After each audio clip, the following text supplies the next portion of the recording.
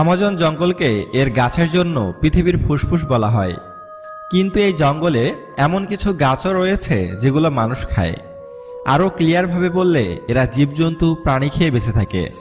এমন অনেক উদাহরণ আছে যেখানে মানুষ গাছের খাদ্যে পরিণত হয়েছে।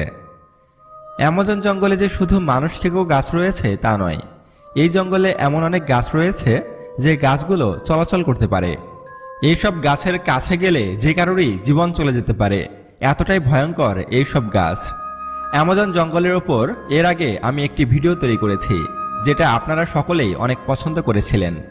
আপনারা এবার অ্যামাজন জঙ্গলের মানুষ খেকো গাছ সম্পর্কে জানতে চেয়েছেন আমাদের কাছে, তাই এই ভিডিওটি তৈরি করেছি। তো বন্ধুরা, চলুন দেখে নেওয়া যাক অ্যামাজন জঙ্গলের গা ছমছমে সেই সব গাছ সম্পর্কে। বন্ধুরা, আপনারা বিভিন্ন হলিউড